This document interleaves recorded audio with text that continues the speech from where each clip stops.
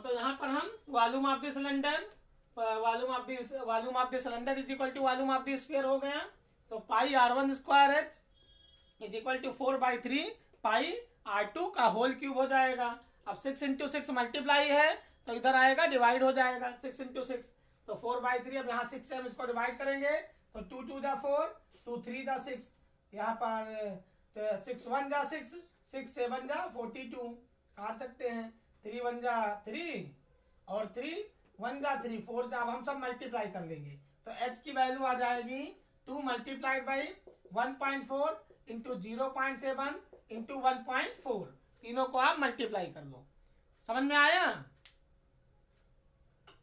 Nitin? Sir yes sir. तो volume हमें h की वैल्यू निकालना है तो पाई से पाई कैंसिल कर दो, r की वैल्यू दोनों तरफ रख दो, R1 R2 की, रेडियस की वैल्यू रख दो, h यहाँ मल्टीप्लाई है, इधर आएगा तो डिवाइड हो जाएगा 6 इंटू 6। फिर हम ऊपर से न्यूमरेटर को डिनोमिनेटर से कैंसिल कर देंगे। क्लियर?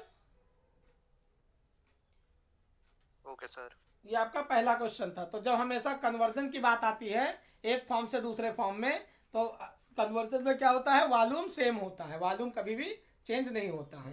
क्वेश्चन नंबर 2 में देखते हैं, metallic sphere of radius 6 centimetre and 8 centimetre and 10 centimetre respectively are melted to form a single solid sphere.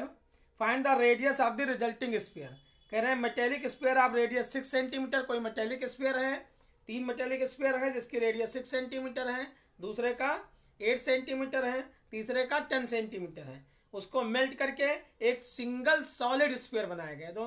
मतलब 3 छोटे छोटे स्फीयर थे, उसको पिघलाया गया, पिघला करके एक बड़ा सा स्फीयर बनाया गया। अब उसकी रेडियस हमें फाइंड आउट करना है। ये आपका क्वेश्चन है। तो हम क्या करते हैं कि हम 3 स्फीयर इसको रब कर देता हूं।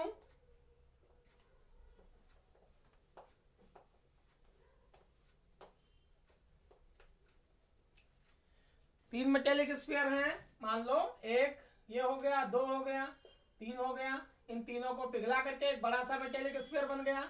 इसकी रेडियस हमें फाइंड आउट करना है। इसका वॉल्यूम मान लो V1 है, इसका V2 है, इसका V3 है और इसका कैपिटल V मान लेते हैं। ठीक, अब मेटेलिक स्फीयर 3 मेटेलिक स्फीयर थे तो एक का V1 V2 V3। अब यहाँ पर पहले का दे रखा है रेडियस 6 सेंटीमीटर है, इसकी रेडियस R1 की वैल्यू 6 सेंटीमीटर है, इसकी रेडियस R2 मान लेते हैं तो R2 की वैल्यू 8 सेंटीमीटर है, इसकी रेडियस 8 सेंटीमीटर है। ये R3 हो गया, R3 मान लेते हैं और इसकी रेडियस दे रखा है कितना है, 10 सेंटीमीटर, इसकी रेडियस 10 सेंटीमीटर है। अब हमें कैपिटल R, जो इन तीनों को पिघला करके एक बड़ा सा स्फीयर बनाया गया, इसकी रेडियस हमें फाइंड आउट करना है। तो यहाँ V क्या है, वॉल्यूम ऑफ द स्फीयर है, जो बिग स्फीयर है इसका वॉल्यूम है ये। अब हमें क्या करना है कि इसका वॉल्यूम, तो V बराबर V is equal to V1 plus V2 plus V3 formula apply करेंगे कि जो रिजल्टिंग स्फीयर है इसका वॉल्यूम इन तीनों के एडिशंस के वॉल्यूम के बराबर होगा, क्योंकि तीनों को पिघला करके एक बड़ा सा स्फीयर बनाया गया है। तो इसका वॉल्यूम इन तीनों के एडिशंस के सम के बराबर होगा। तो V बराबर 4/3 पाई कैपिटल R क्यूब मान लेते हैं इसकी रेडियस को, is equal to V1 means हो गया 4/3 पाई R1 का whole cube plus 4/3 pi R2 का होल क्यूब, इसकी रेडियस R2 मान लिया, 4/3 पाई R3 का होल क्यूब। वॉल्यूम का हम फार्मूला लगाते हैं यहाँ पर। अब 4/3 हम कॉमन ले लेंगे तो 4/3 पाई कॉमन ले लो तो R1 का होल क्यूब प्लस में R2 का होल क्यूब प्लस में R3 का होल क्यूब, ये आ गया 4/3 पाई कैपिटल R का होल क्यूब। 4/3 से 4/3 कैंसिल हो गया, पाई से पाई कैंसिल हो जाएगा, तो R क्यूब, R का whole cube is equal to R1 का क्यूब प्लस में R2 का क्यूब प्लस में R3 का होल क्यूब। तो यहाँ पर R का whole cube is equal to R1 का होल क्यूब प्लस R2 का होल क्यूब प्लस में R3 का होल क्यूब। वैल्यू रखोगे तो R1 की वैल्यू 6 है तो 6 का होल क्यूब प्लस में R2 की वैल्यू 8 है तो 8 का होल क्यूब प्लस में R3 की वैल्यू 10 है तो 10 का होल क्यूब। अब 6 का होल क्यूब 36 आ गया, 8 का होल क्यूब 6 का होल क्यूब कितना आ जाएगा, 6 6 जा 36 और 36 6 जा 36 को 6 से मल्टीप्लाई कर लो तो 6 6 जा मल्टीप्लाई करो 36 और 6 3 18 और 3 21 216 हो जाएगा, प्लस में 8 8 जा 64, 64 से 8 को करो, 8 4 जा 32 और 8 से 48 और 3 51, तो 512 हो जाएगा, प्लस में 10 का होल क्यूब, 10 का होल क्यूब कितना हो जाएगा 1000। अब तीनों हम ऐड करते हैं तो 1000 प्लस में 500 तो 512 प्लस में 216, तीनों ऐड करो 216, तो 1000 में आप ऐड करोगे 512, इसमें ऐड करोगे 216, तो 6 और 2 8 और 1 1 2 5 2 7 और 1, तो 1728 1028 हो गया, 1028। ये आ गया आपका आर का होल क्यूब, रेडियस का होल क्यूब। अब आर बराबर क्या होगा, तो जब यहां से हम क्यूब रूट हटाएंगे तो यहाँ क्यूब रूट लग जाएगा, आर मतलब क्यूब रूट आप 1728। अब 1728 का हम क्यूब रूट निकालेंगे, क्यूब रूट आपको प्राइम फैक्टर्स करेंगे और 3 नंबर का हमें पेयर बनाना है तो क्यूब रूट निकल आएगा। तो हम यहाँ पर क्या करते हैं 1728 का क्यूब रूट निकाल लेते हैं, 1728 का हम क्यूब रूट निकालेंगे। समझ में आ रहा है बेटा? Yes sir. 1728 का प्राइम फैक्टर करो, 2 से काटो, 2 8 जा 16, 2 6 जा 12 और 2 4 जा, फिर 2 से काटते हैं, 2 4 जा, 2 3 जा, 2 2 जा, फिर 2 से काटोगे, 2 2 जा, 2 2 जा 4, 2 16 जा हो गया, 216 हो गया। अब 216 6 का होल क्यूब होता है तो 6 से काट दो, फिर 6 से काट दो, तो ये आ गया आपका 2 into 2 into 2 into 2 into 2 into 2 into 3 into 3 into 3, ये पेयर बन गया आपका टोटल। आप देख सकते हो यहाँ पर, अब 2 का पेयर बन गया तो एक 2 बाहर आ गया, इंटू में एक और 2 का पेयर बन गया, एक 2 बाहर आ गया, एक 3 का पेयर बन गया तो एक 3 आ गया, तो 2 2 जा 4 3 जा 12, तो ये इसकी रेडियस कितना आ गई 12 सेंटीमीटर। यही हमें रेडियस पता करना था बड़े वाले क्यूब का। समझ में आया? तो 1728 या 1728 का हम क्यूब रूट निकाल लेंगे, 3 नंबर का पेयर बनाएंगे, तो 2 इंटू 2 इंटू 2 6 बार 2 और 3 बार 3, 3 बार 3 हो जाएगा, तो 3 का एक पेयर बना 3 नंबर का, 2 का दो पेयर बन जाएगा 3 नंबर के, दो नंबर के, तो एक 2 इसमें से निकल आया 3 नंबर में से, एक 2 इसमें से निकल आया 3 नंबर में से, एक 3 निकल आया, क्योंकि यहाँ क्यूबिक रूट है, ये क्यूब रूट है। स्क्वायर रूट में 2 नंबर का पेयर बनाते हैं। तो ये आपका क्वेश्चन नंबर 2 था। समझ में आया? Yes sir. थर्ड क्वेश्चन क्या है, a 20 meter deep well with radius with diameter 7 meter is dug and earth from digging is evenly spread out to form a platform 22 meter by 14 meter. Find the height of the platform. Platform की height find out करना है। Question number 3 important question है, कई बार आया भी है paper में, 3 number question.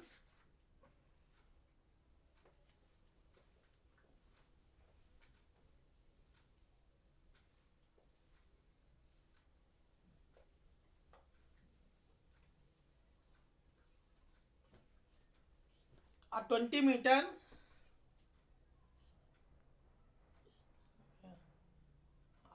meter दिखाई दे रहा है, देखो बेटा बोर्ड पर दिखाई दे रहा है। यस सर, दिख रहा है।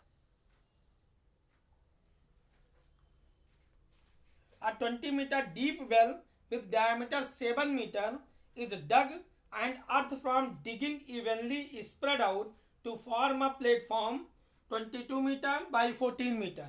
Find the height of the platform. करें जब हम कोई कुआं मतलब वेल को जब खुदाई करते हैं तो जो मिट्टी निकलेगी, ये वेल था इसको खुदाई किया गया, तो जो मिट्टी इससे निकली उसको हम इधर मतलब एक चबूतरा बना देंगे। इसकी चबूतरा किस शेप का बनाएंगे? स्फेरिकल फॉर्म में बनाएंगे। वो चबूतरा आपका बनाएंगे मतलब क्यूबाइट के फॉर्म में, जिसकी लेंथ और ब्रेड्थ दे रखा है।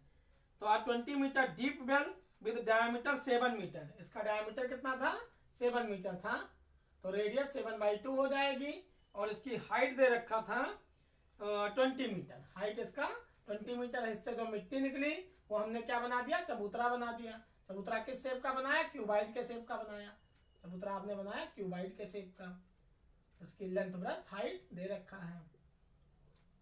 हाइट हमें पता करना है। ये आपने जो मिट्टी निकली उससे आपने क्या बना दिया? इसका चबूतरा बना दिया मिट्टी से। तो जिसकी लेंथ दे रखा है, लेंथ दिया हुआ है 22 मीटर, 22 मीटर लेंथ है, और ब्रेथ इसकी दे दिया गया, ब्रेथ दिया है 14 मीटर। हमें हाइट पता करना है, तो हम इसका हाँ, तो अब मेटेलिक स्फीयर एक्सरसाइज 13.3 हम कर रहे थे, page number 251, topic surface areas and volumes. तो अब मेटेलिक स्फीयर, आप रेडियस 4.2 सेंटीमीटर, एक मेटेलिक स्फीयर है जिसकी रेडियस 4.2 सेंटीमीटर है, जो स्फेरिकल शेप में है। इसको पिघला करके सिलेंडर बनाया गया जिसकी रेडियस 6 सेंटीमीटर है। हमें सिलेंडर की हाइट फाइंड आउट करना है, find the height of the cylinder. Cylinder की हाइट हमें फाइंड आउट करना है। तो जब हम एक चीज से दूसरे चीज में कन्वर्ट करते हैं, कन्वर्जन करते हैं, तो वॉल्यूम अनचेंज्ड होता है, वॉल्यूम पर कोई फर्क नहीं पड़ता है। जब हम कोई मतलब एक शेप से दूसरे शेप में किसी भी सॉलिड का जब हम कन्वर्जन करते हैं, तो conversion of solid from one form to another form, जब एक फॉर्म से दूसरे फॉर्म में आप कन्वर्ज करोगे तो वॉल्यूम अनचेंज्ड होता है, वॉल्यूम पर कोई फर्क नहीं पड़ता है। जैसे मान लो गिलास में आपने पानी रख रखा है, पानी आपने गिलास के पानी को रख दिया, आपने थाली में रख दिया, तो उसका शेप चेंज हो जाएगा, लेकिन वाटर उतना ही रहेगा, कोई भी फर्क वाटर पर नहीं पड़ेगा। अगर एक भी बूंद पानी की ना ड्रॉप हो, ना गिरे जमीन पर। अगर कोई मान लो आपने कटोरी में पानी रख रखा है, उसको आप मग में डाल रहे हो, तो शेप तो चेंज हो जाएगा, लेकिन वाटर जितना है उतना ही रहेगा। तो जब एक सॉलिड से दूसरे सॉलिड में हम कन्वर्ट करते हैं, कन्वर्जन करते हैं, तो वॉल्यूम हमेशा अनचेंज्ड होता है। समझ में आया? समझ में आया बेटा? Yes sir. तो वॉल्यूम क्या होता है? हमेशा अनचेंज होता है। तो हम वॉल्यूम ऑफ द स्फीयर निकाल लेंगे और वॉल्यूम ऑफ द सिलेंडर निकालेंगे, दोनों को बराबर कर देंगे। तो वॉल्यूम ऑफ द सिलेंडर, इसके वॉल्यूम को हम V1 मान लेते हैं, इसके वॉल्यूम को हम V2 मान लेते हैं। तो वॉल्यूम ऑफ द सिलेंडर यहाँ पर लिखोगे आप, volume of the cylinder, volume of the cylinder is equal to volume of the sphere, volume of the sphere, volume of the cylinder is equal to volume of the sphere. अब volume of the cylinder is equal to pi R square H, volume of the cylinder क्या है? Pi R square H is equal to volume of the sphere 4/3 pi R cube. अब यहाँ R1 R2 हम मान लेते हैं, क्योंकि इसकी रेडियस R1 मान लेते हैं, अलग अलग होगी, इसकी रेडियस R2 मान लेते हैं। अब पाई से पाई दोनों तरफ कैंसिल हो जाएगा, R1 स्क्वायर, तो ये आपका R1 स्क्वायर मीन 6 इंटू 6 हो गया, 2 बार, इंटू में H is equal to 4/3 into में R2 का होल क्यूब। तो R2 कितना दिया है? 4.2 इंटू 4.2 इंटू 4.2, 3 बार, 4.2 इंटू 4.2 इंटू 4.2, 3 बार आप इसको मल्टीप्लाई करोगे। अब 3 से हम इसको डिवाइड करेंगे, 3 1 जा 3, 3 1। हाँ, हेलो डियर स्टूडेंट्स, कैसे हैं आप? आज हम 13.2 के क्वेश्चन, क्लास 10th का 13.2 क्वेश्चन स्टार्ट करेंगे। 13.2 का क्वेश्चन नंबर हम कर रहे थे, क्वेश्चन नंबर 4 करते हैं। आप पेन स्टैंड पेज नंबर 248 पर आप देख सकते हो। 13.2 टॉपिक हमारा सरफेस एरियाज एंड वॉल्यूम्स है। एक्सरसाइज 13.2 क्वेश्चन नंबर हम कर रहे हैं 4, क्वेश्चन नंबर 4 एक्सरसाइज 13.2। यहाँ पर हम आ जाएंगे question number 4 exercise 13.2 page number 248। A pen stand made of wood in the shape of a cuboid with 4 conical depression to hold pens. The dimensions of the cuboid are 15 centimeter by 10 centimeter by 3.5 centimeter. The radius of each of depression is 0.5 centimeter and depth is 1.4 centimeter. Find the volume of the wood in the entire stand. तो हम volume of the cuboid पहले निकाल लेते हैं। Volume of cuboid आपको पता है, volume of a cuboid is equal to length into breadth into height होता है। Volume of a cuboid is equal to length into breadth into height, L into B into H. Length दे रखा है, length दिया हुआ है 15 centimetre, length 15 centimetre दे रखा है। ब्रेथ की वैल्यू 10 सेंटीमीटर दिया हुआ है। ब्रेथ 10 सेंटीमीटर है और हाइट h, हाइट की वैल्यू 3.5 सेंटीमीटर है, 3.5 सेंटीमीटर। तो वॉल्यूम क्या आएगा, length into breadth into height, तो 15 centimetre multiplied by 10 centimetre multiplied by 3.5 centimetre. तीनों मल्टीप्लाई करेंगे तो 150 मल्टीप्लाइड बाई 3.5, यहाँ पर 15 5 जा 75, 15 3 जा 45, 45 में 7 ऐड करोगे तो 7 5 12, 5 to 5 सेंटीमीटर क्यूब। ये हो गया वॉल्यूम ऑफ दी क्यूबाइड। अब हम वॉल्यूम ऑफ दी डिप्रेशन दे रखा है, the radius of each of depression is 0.5 centimetre.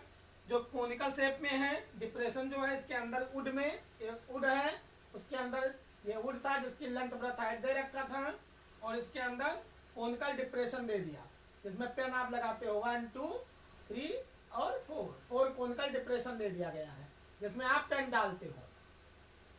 तो यहाँ पर हम क्या करेंगे कि डिप्रेशन कोनिकल शेप की है तो इसकी रेडियस दे दिया गया r is equal to 0.5 centimetre, और डेप्थ, इसकी डेप्थ मतलब हाइट हो गया, हाइट दे रखा है 1.4 सेंटीमीटर।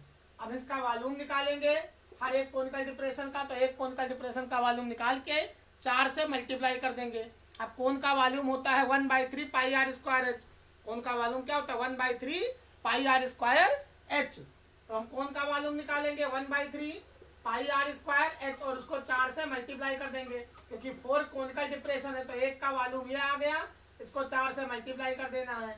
तो 1/3 पाई की जगह 22/7 रखेंगे इंटू में आर स्क्वायर, रेडियस दे रखा है, रेडियस आपको 0.5 दिया है तो 0.5 इंटू में 0.5 आर स्क्वायर हो गया, इंटू में एच की जगह हम 14 रखेंगे और मल्टीप्लाइड बाई 4 हो गया।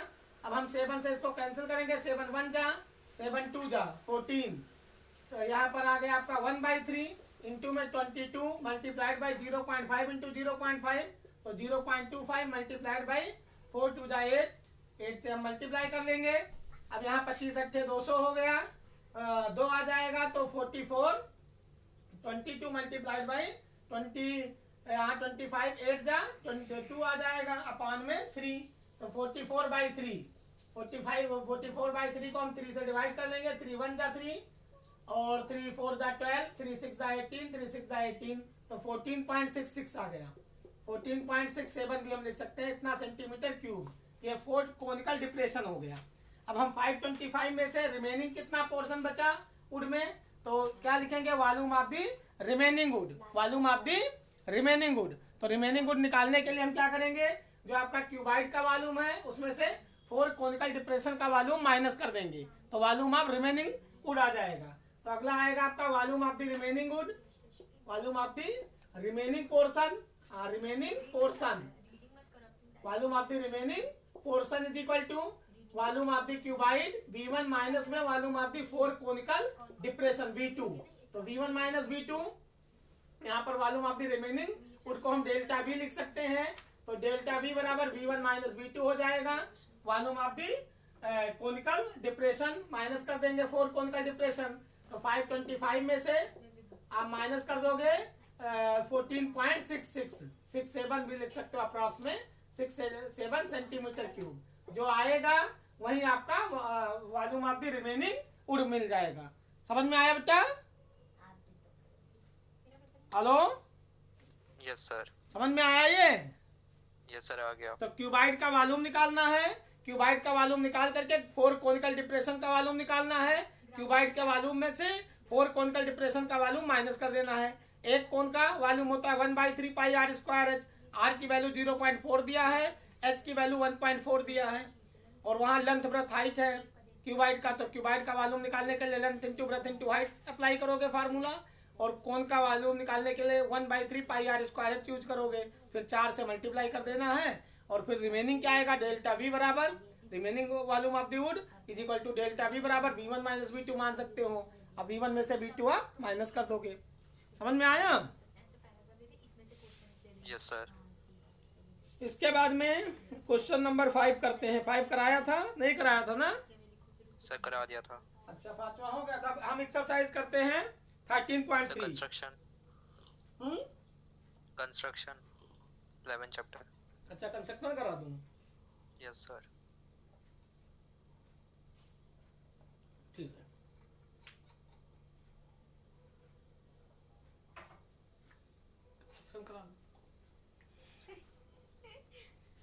कंस्ट्रक्शन में एक्सरसाइज 13.3 भी इंपॉर्टेंट क्वेश्चन है, थोड़ा बता देता हूं।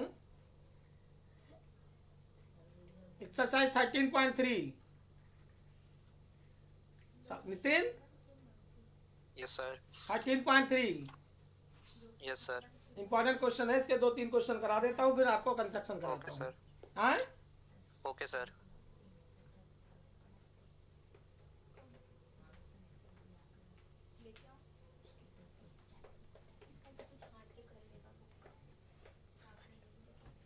Exercise 13.3 take pi is equal to 22/7। आप देख सकते हो 251 पर सरफेस एरियाज एंड वॉल्यूम्स, और पेज नंबर 251 पर हम क्वेश्चंस कराते हैं।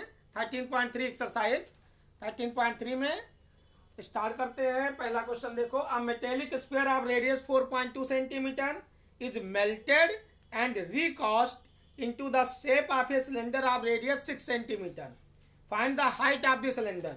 कह रहे हैं अब spherical sphere of radius 4.2 centimetre, एक मेटेलिक स्फीयर है, कोई मेटल्स है, इस मेटेलिक स्फीयर है, इसकी रेडियस दे दिया गया, सेंटर है, रेडियस इसका दिया है 4.2 सेंटीमीटर, 4.2 सेंटीमीटर रेडियस दिया हुआ है। इज मेल्टेड एंड रिकास्ट, इसको मेल्ट किया गया और रिकास्ट किया गया। रिकास्ट मतलब क्या होता है? ढाला गया इसको। In the shape of a cylinder, इसको पिघला करके किसमें डाला गया? सिलेंडर के शेप में। ये सिलेंडर के शेप में इसको रिकास्ट कर दिया गया, ढाल दिया गया पिघला करके, जिसकी रेडियस दे रखा है 6 सेंटीमीटर है। ये जो आपका सिलेंडर है इसकी रेडियस 6 सेंटीमीटर है। अब आपको पता करना है find the height of the cylinder, cylinder की हाइट कितना हो।